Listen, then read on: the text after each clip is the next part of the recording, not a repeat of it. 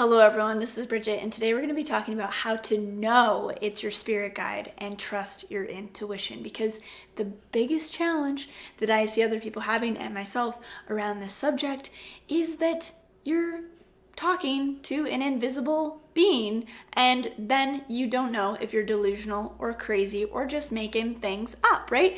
And so it's like, okay, how do I do this and still stay rational while at the same time have this opening to this greater connection of support and beauty that does exist? So how do we do this? So I want to take you through 3 different steps to help distinguish and work with your intuition to really know that it's your spirit guide and to trust it so that you can actually get the support that you wish to receive from your spirit guides. Okay, so let's get into it. The first way is a little bit on the woo-woo side, and then we'll get into more of the practical side, is that you are making a friend with an invisible being. Now, does that remind you of anything? Maybe like childhood? Having an invisible friend? Yes. So there is a correlation between connecting with your spirit guide and going back into this really magical, really innocent, really beautiful, really imaginative and playful part of your own inner child space. And being in that space of believability that there is spirit, that these beings do exist, that fairies exist, those kinds of things, is really, really critical. We have to have the belief and the freedom, the creative, imaginative freedom to explore that and to make friends with something that you cannot see, which is quite kind. Like if you think about the innocence of a child, like the child doesn't need to be seeing it, or like the child could be friends with a dog or someone that might not be perceived to be cool to be friends with. The child will just be that person's friend. And so that innocence and that purity of befriending something that is peculiar in a way is really necessary to begin opening up to connecting with your spirit guides. So that's one of the ways to begin, opening, right? But still, then, am I just delusional, right? So number 2, how then do I actually trust my intuition? Great, okay, I've kind of gone cuckoo for the afternoon, just letting myself think that I got a message from my spiritual guide, but how do I really know? And I think one of the best ways is to back up from the actual spiritual guide conversation and to build your extrasensory perceptions, your intuition, and your empathic abilities with humans, with animals, with land, with things that you can tangibly kind of test. So I think that that's a really good approach to begin with.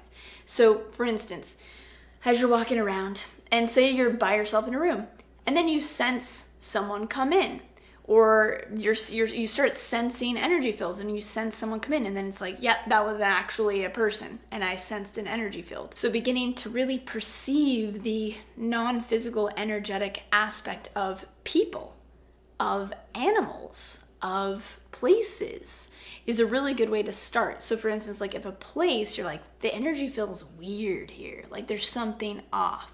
But again, you can't test it, but you're just playing with building this intuition, and then you kind of do some more investigating, and it's oh, there was this power plant here and they spilled a bunch of toxic waste, or oh, someone died here, or there was some kind of thing that happened here on the land. It's oh, okay, I can see that then my intuition was right about that. So setting up different test scenarios, the same thing with okay, I'm feeling something's going on with my friend, and then it's is that true or is that not? And then you reach out to the friend's fine. Okay, well, my intuition wasn't right on that one, but maybe it was right, and maybe there is something going on with your friend. So beginning to utilize it in ways that you can test, unlike with animals, right? It's watching, okay, you might think that there's something off in this certain place, or you might feel there's a lot of good energy, and you're again sensing the energy, working with the intuition, working with the unseen.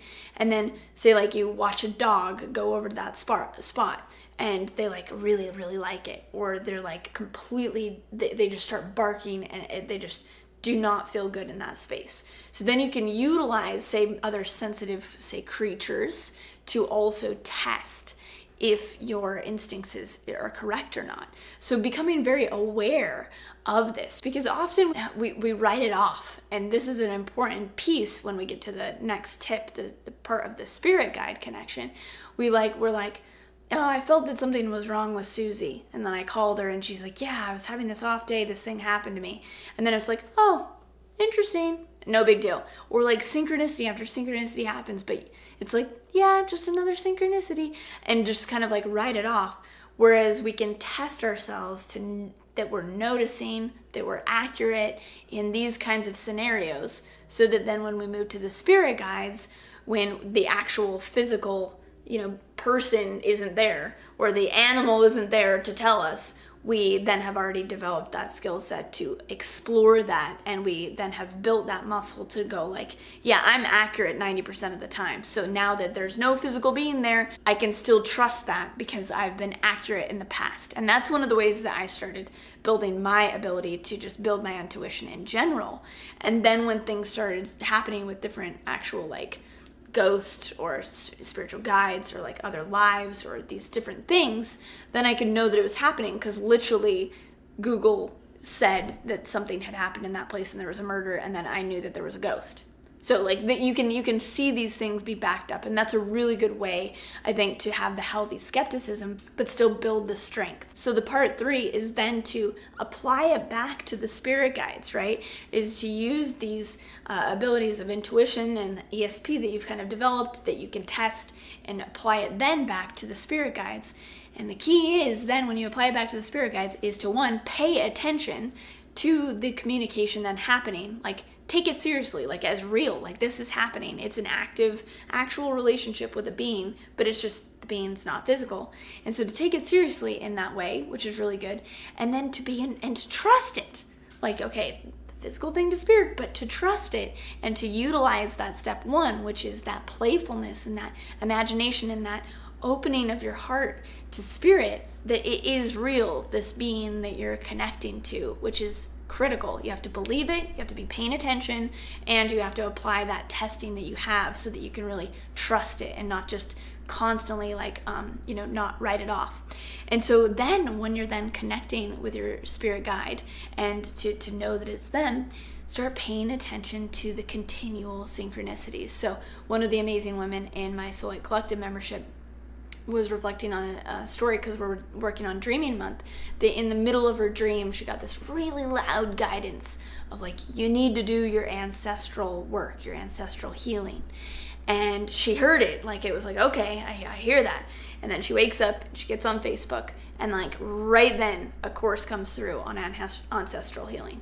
And so she noticed, she paid attention to the line of synchronicities, and to notice how your guides speak to you. And I have a whole video on this, is like how to connect and how to communicate with your guides, so you can check that out above, and also how to utilize the help of your guides for creative inspiration. So you can check those out to go deeper into this subject. But before you can even like really trust them or go with it, you need to have this as a prerequisite. So I think this is a really important topic to talk about. And then as you see those synchronicities, to take action on them, to actually move forward with them. Because it's in those moments where we're like not trusting that, I'm not sure if it was my spirit guide. It's like, okay, spirit guide or not, which you should have that discernment now worked out, that you're like, okay, I do trust myself. Spirit guide or not, synchronicity keeps on coming up. So just utilize synchronicity if you can't quite accept that it actually is a non-physical being supporting you. But just allowing yourself to receive and allowing yourself to feel non-physical support. I think that as sensitive empaths, we have a lot of different beings interacting with us, some not so pleasant energy, some great energy, and I think it's just kind of like we write off anything that's non-physical as scary. But again, to approach it with that childlike energy that accepts all with discernment, but accepts all in the category of specifically calling in your spirit guides to connect with, to accept then your spirit guides and accept and receive support from them. And that's like a distinguishing belief between, I think, being like, I'm on my own and this is just a physical reality. And when we're in that mentality, we can't be open and receptive to know that it truly is. We might have a feeling that we're like, yeah, I know that was a being helping me, but we can't quite receive it. So moving out of kind of like the mundane adulthood programming and to shift into that receptive, playful, childlike support space where you can receive the beauty and the gifts of these spirit guides, your spirit guides wanting to assist you, and to let yourself know that it is true. Just, it's okay. You can go back later and maybe be like, yeah, maybe not, and like play with that and see if that was accurate or not. But in that moment, let your body tell you that it was them, and receive what they have to give you. So I hope that that's helpful to begin to do the testing, and then to be able to receive and be in this receptive place to really know when your spirit guides are connecting with you, because it's such a beautiful, beautiful relationship to develop. So thank you guys so much for watching. If you have any questions, please comment below. If you like this video, please click like, hit that subscribe button, hit the bell button so you get notifications every time I do new videos. Be sure to go check out the other spirit guide videos that go more in depth on how to connect and such, and I will see you next time with another video.